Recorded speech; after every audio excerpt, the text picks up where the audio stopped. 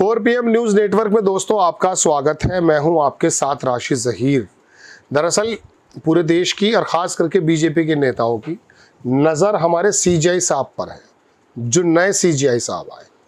चूँकि उनके वक्तव्यों को बहुत ध्यान से सुना जाएगा। छोटा सा कार्यकाल है, 6 महीने का, और इसमें शुरुआती वक्तव्यों से, शुरुआती फैसलों से ही अंदाज़ा ये किया जाता है जजेस का कि ये सरकार के साथ कंप्रोमाइज्ड हैं। मतलब हर एक व्यक्ति का, हर एक जिम्मेदार व्यक्ति का, या फिर ये संविधान के प्रति बहुत प्रतिबद्ध है। 2 खबरें हैं गवई साहब के बारे में, बड़ी इंपॉर्टेंट। महाराष्ट्र से ताल्लुक़ रखते हैं। महाराष्ट्र जब गए तो प्रोटोकॉल के अंतर्गत ये बताते हैं कि वहाँ पर सचिव साहब को या डीजीपी को या पुलिस के मुखिया को आना चाहिए, कोई आया नहीं। इस बात पर उन्होंने नाराज़गी जताई। इसके अलावा कहा यह जा रहा है कि क्या ये भारतीय जनता पार्टी की चूँकि सरकार है वहाँ पर, उन लोगों ने जानबूझ के किया। चूँकि उन्होंने कहा, जो सीजेआई संजीव खन्ना साहब का बयान आया था कि संविधान सर्वोपरि है, उन्होंने भी कहा न्यायपालिका हो, कार्यपालिका हो या सुप्रीम कोर्ट हो, वो सब बाउंड है संविधान के मद्देनज़र। संविधान के मद्देनज़र ही काम किया जाएगा। गोया के उन्होंने सीजेआई संजीव खन्ना की बात को आगे बढ़ाया। और इसकी बहस आपको मालूम है कब शुरू हुई थी? जब जगदीप धनखड़ साहब और निशिकांत दुबे बाकायदा सुप्रीम कोर्ट पर किसी प्रकार से डायरेक्ट या इनडायरेक्ट वे में एक हमला करने लगे थे।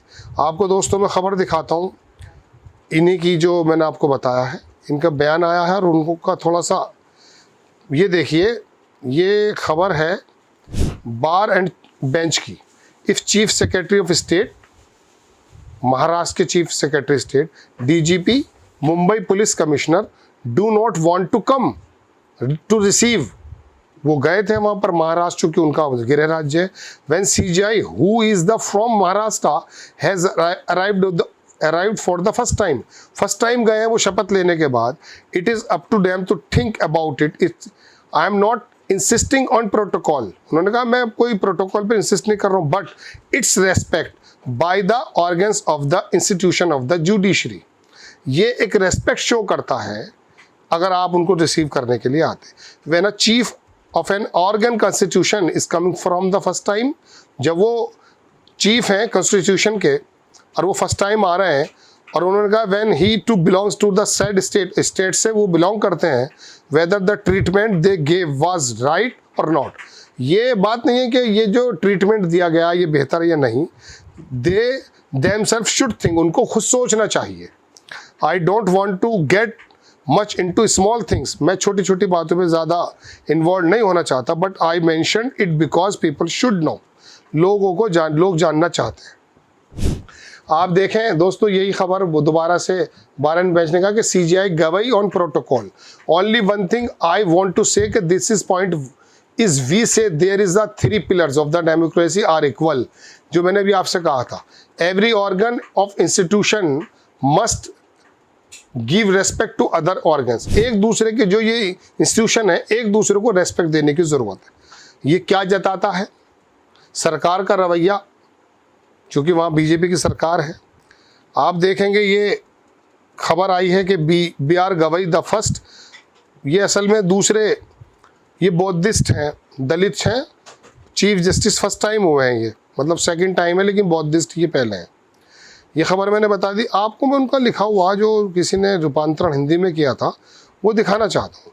उन्होंने कहा, मैंने हाल ही में एक सवाल का जवाब देते हुए, ये बार काउंसिल ऑफ इंडिया की एक मीटिंग के दौरान उन्होंने कहा कि हाल ही में एक सवाल का जवाब देते हुए कहा उन्होंने कि ना तो न्यायपालिका सर्वोच्च है, ना कार्यपालिका सर्वोच्च है, और ना ही संसद, बल्कि भारत का संविधान सर्वोच्च है।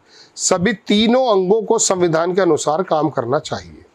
यानी कि वो जो बहस चल रही थी, जगदीप धनखड़ साहब जो लोकतंत्र को और लोकसभा को सर्वोपरि बता रहे थे, और निशिकांत दुबे भी अपना ख्याल रख रहे थे, उसका जवाब जब सीजेआई खन्ना साहब ने दिया था, उसको आगे बढ़ाते हुए गवई साहब ने भी ये जाहिर कर दिया कि अगर आपके जहन में ये बात है, ये मैं अपने शब्दों में कह रहा हूँ, कि सीजेआई सुप्रीम कोर्ट कंप्रोमाइज़ होगा लोकतंत्र के माध्यम से, कार्यपालिका के माध्यम से, या फिर आप समझ सकते हैं जो पॉलिटिकल एटमॉस्फेयर है उसके माध्यम से, ऐसा संभव नहीं है।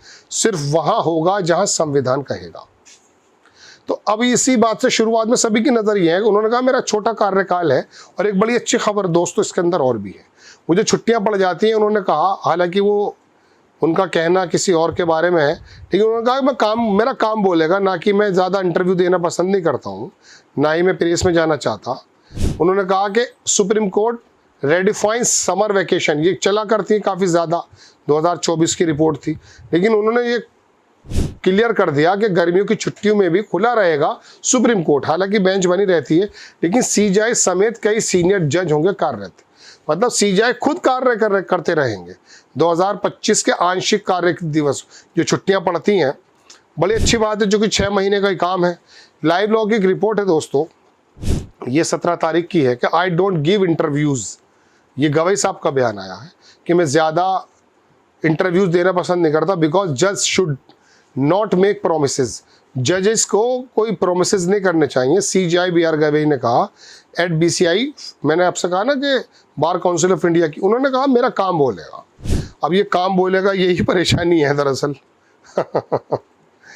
दोस्तों बात यह है, देखिए ये खबर आई थी कि मैं अपने छोटे से कार्यकाल में अपनी शपथ के अनुसार कानून और संविधान को बनाए रखने की पूरी कोशिश करूंगा। ये बयान उनका बार काउंसिल ऑफ इंडिया का है, जिसका आगे उन्होंने कहा कि हाई कोर्ट्स को एक अच्छी बात और है, ये भी बड़ी अच्छी बात है, चूँकि कुणाल कामरा ने कहा था, एक बार कटाक्ष किया था, वो कॉमेडियन जो है, कि सुप्रीम कोर्ट में कितने दलित या OBC जजेस हैं, उसके बारे में उसने एक लंबी बात कही थी, वो दूसरी है।